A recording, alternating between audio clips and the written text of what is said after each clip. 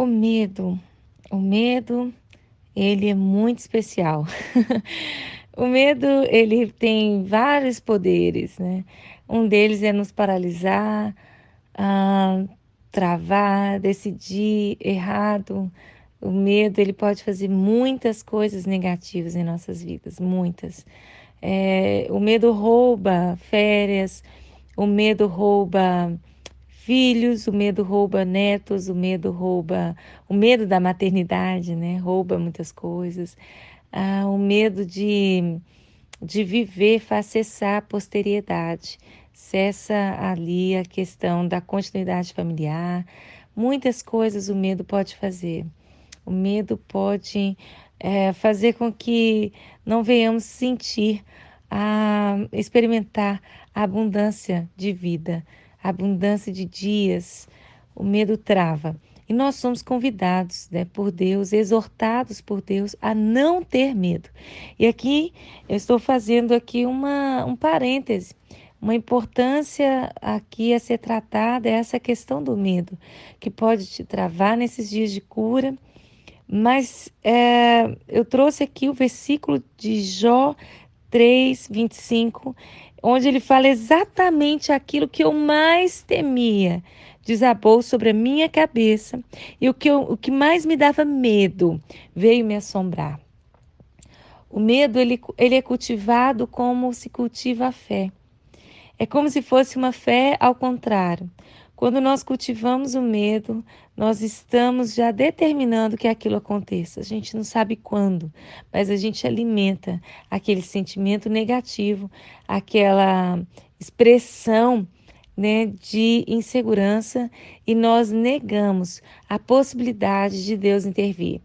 Quando nós temos medo, nós estamos dizendo, porque Deus falhando, Deus não fazendo, Deus não acontecendo, eu realmente estarei em apuros. Então, esta é o pano de fundo também da preocupação, né? Porque se Deus não fizer nada, como que eu vou fazer? Então, eu preciso me preocupar.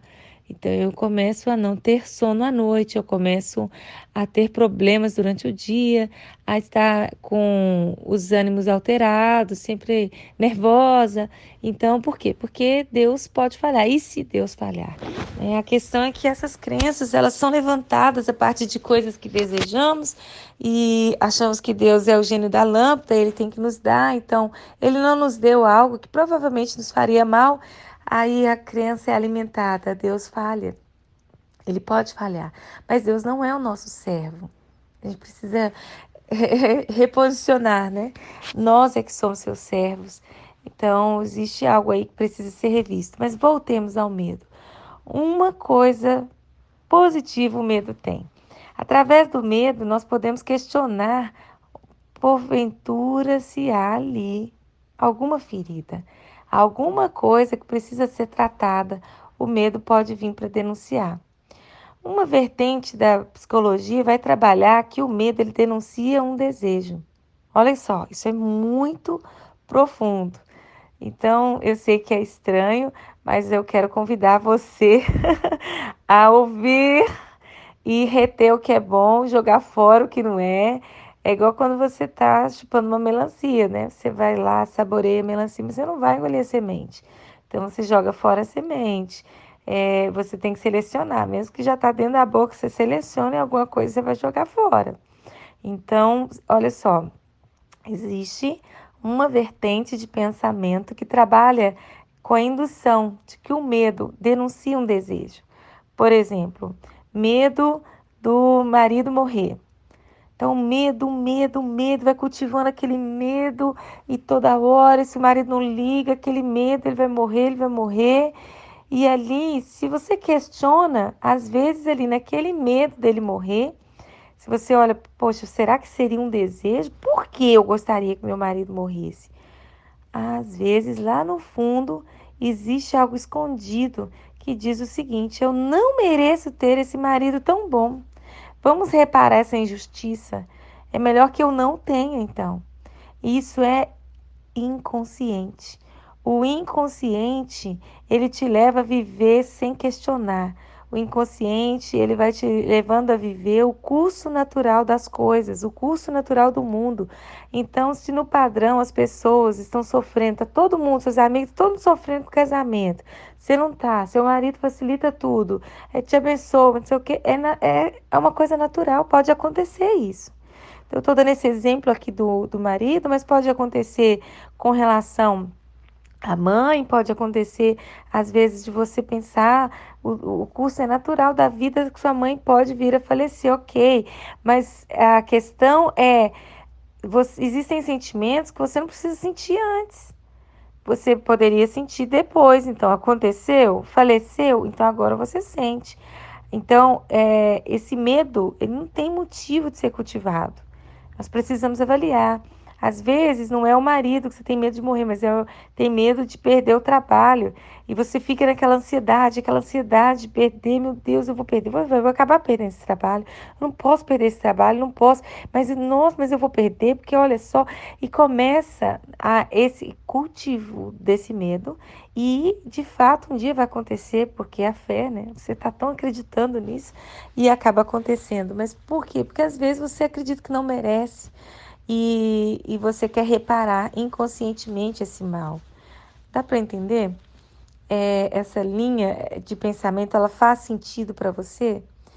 Às vezes esse medo vai trazer o lugar certinho da dor, né? Ele vai mostrar ali que ali teve algo, né? Às vezes você tem algum certo pavor, né, de avião, medo mesmo, de entrar no avião, porque o que o avião significa? Que você não tem o controle, então você está sempre, se sente confortável estando no controle e não estando no controle, o que é isso que remete?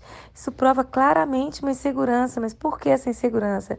Então, a segurança natural que nós temos, nós nascemos com uma certa segurança natural.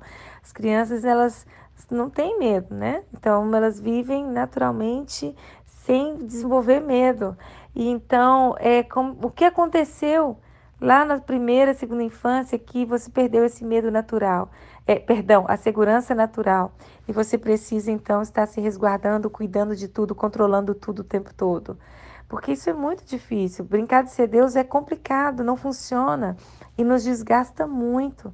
E muitas vezes nós não conseguimos controlar nada, mas a ideia de não controlar já nos fere, nos oprime.